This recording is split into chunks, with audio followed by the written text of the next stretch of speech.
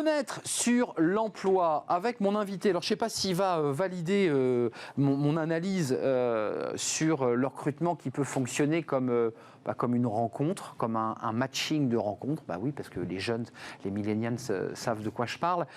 Il a appelé son entreprise le Pokémon Go de l'emploi pour rencontrer sa carrière professionnelle. Montasser Jabran, merci d'être avec nous. Merci. C'est un vrai plaisir de vous accueillir sur ce plateau. Vous êtes un fondateur d'une jeune start-up en incubateur. Ça y est, la start-up vole de ses propres ailes, on est bien d'accord. Handycatch, racontez-moi l'idée, parce que c'est quand même une initiative qui intéressait Arnaud Collery, c'est une initiative qui intéresse les jeunes. C'est quoi? C'est le matching, quoi. Alors, nous, en fait, on est parti du principe qu'il fallait dynamiser la rencontre. C'est-à-dire que le problème fondamental qu'on a voulu régler et qu'on a identifié, c'est que les gens avaient du mal à se faire repérer sur le marché de l'emploi. Et c'est comme ça que nous, avec Handycatch, donc Handy comme pratique et catch comme attraper, on s'est dit, on va dynamiser l'emploi. Et oui, on le décrit un peu comme le Pokémon Go du recrutement, parce que c'est une application qui a fait un boom chez les jeunes il y a quelques années. Et on reprend aussi pour ceux qui ne seraient pas familiers avec... On voit d'ailleurs la petite vidéo que vous avez créée. En fait, c'est deux personnes qui se croisent, elles ont leur téléphone. Et puis là, il se passe quoi? En fait, quand vous spécifiez vos critères, domaine de compétences, type de contrat et d'autres, votre téléphone il vibre et là vous avez une connexion à l'échelle humaine. Donc c'est très différent de ce qui peut se faire parce que c'est pas un CV qui se connecte avec une offre parce que personne n'a jamais réussi à discuter avec une offre.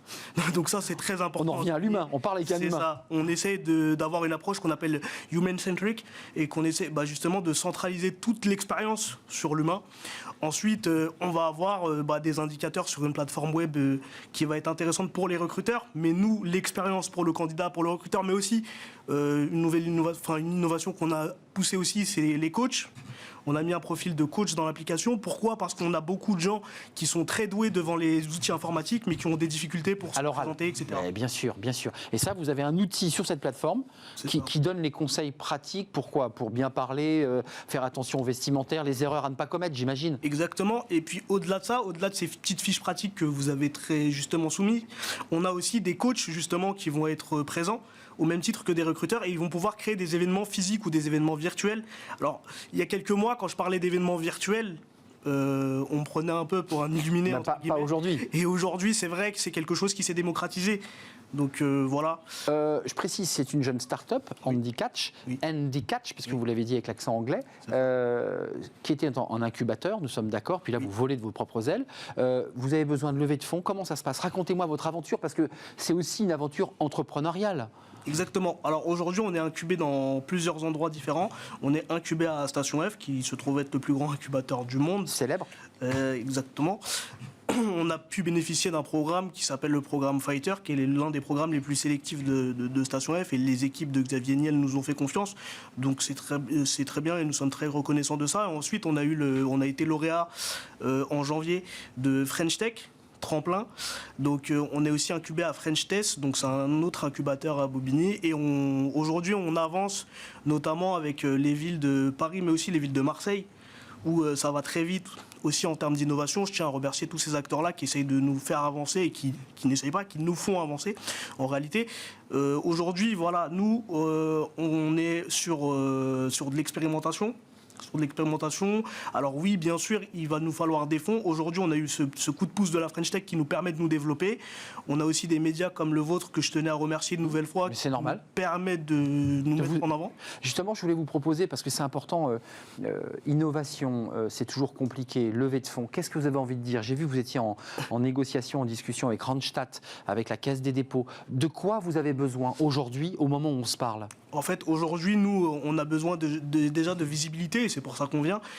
Avec Randstad, en fait, on est sur du parrainage. On a Randstad et L'Oréal en parrainage, donc qui nous accompagnent et qui nous font confiance et qui, je l'espère, donc prendront aussi part à l'expérimentation, parce que c'est aussi ça le but du jeu. Aujourd'hui, on a aussi les missions locales avec lesquelles on va pouvoir mettre en place le système de coaching. Pour être très concret pour ceux qui nous regardent, parce que ça peut donner aussi envie à des chefs d'entreprise, j'ai vu qu'Arnaud Collery était très intéressé au moment où je vous ai présenté. Vous vous êtes croisés. On s'inscrit, on ouvre la plateforme et ensuite on met son CV, on est bien d'accord. Ouais. Et par un système évidemment informatique, celui qui lui-même a la plateforme match, on est d'accord. On s'inscrit en moins de 2 minutes 30. Ça, c'est très important. Pourquoi ? Parce qu'on n'a pas envie que la personne décroche. Donc, on s'inscrit en moins de 2 minutes 30. On peut mettre un CV, une vidéo ou du texte. On n'est pas limité. C'est-à-dire qu'il va falloir au moins mettre un des trois parce qu'il faut se présenter. Normal. Et ce que vous disiez tout à l'heure par rapport au savoir-être, etc., c'est très important aussi parce qu'il y a beaucoup d'acteurs qui n'ont pas les savoir-être et pourtant qui ont les savoir-faire. Donc, on est là pour les accompagner. Et ensuite, oui, c'est basé sur la rencontre, c'est basé sur de l'événementiel et c'est basé avant tout sur l'humain. Je tiens aussi à préciser que moi, je suis en situation de handicap, là ça se voit pas forcément. Mais je voulais le préciser, mais ça a été un combat plus difficile encore ? Ça a été plus difficile de montrer qu'on pouvait être en situation de handicap et montrer qu'on pouvait faire quelque chose pour tout le monde. Parce qu'aujourd'hui, si des acteurs comme Randstad ou L'Oréal ou autres s'intéressent à nous, ils sont quand même premiers mondiaux du recrutement par intérim, donc c'est des acteurs majeurs de notre marché et on les remercie pour cette confiance-là. On a aussi des accélérateurs comme Créo qui nous a aussi fait confiance et qui nous a permis de mettre ce parrainage en place. En fait, le but pour tout entrepreneur qui voudrait se lancer, c'est de dynamiser son écosystème et d'avancer et puis après d'espérer se retrouver devant vous. Et vous nous donnez des conseils en plus, parce que c'est important aussi pour ceux qui veulent créer leur entreprise, toutes les étapes que vous avez franchies. Un mot, est-ce que... C'est là aussi un mot valise, mais est-ce que vous êtes fier du travail et du chemin que vous avez accompli ? Vous êtes une personne à mobilité réduite, vous êtes venu en chaise roulante dans notre studio. Comment ça se vit, ça ?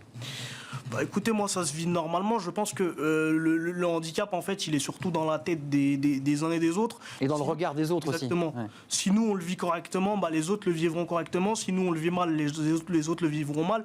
Aujourd'hui, moi j'étais l'une des premières personnes en fauteuil à rentrer à Station F. On m'a fait confiance. Je suis l'une des premières personnes à rentrer en fauteuil à French Tech. On m'a fait confiance et j'espère que ça en inspirera d'autres.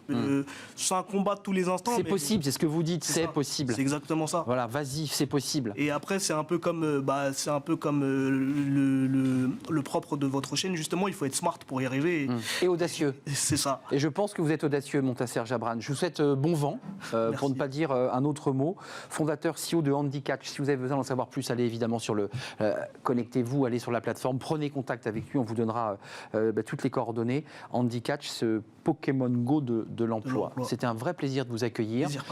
Bonne chance pour la suite, je vous le dis avec beaucoup de sincérité.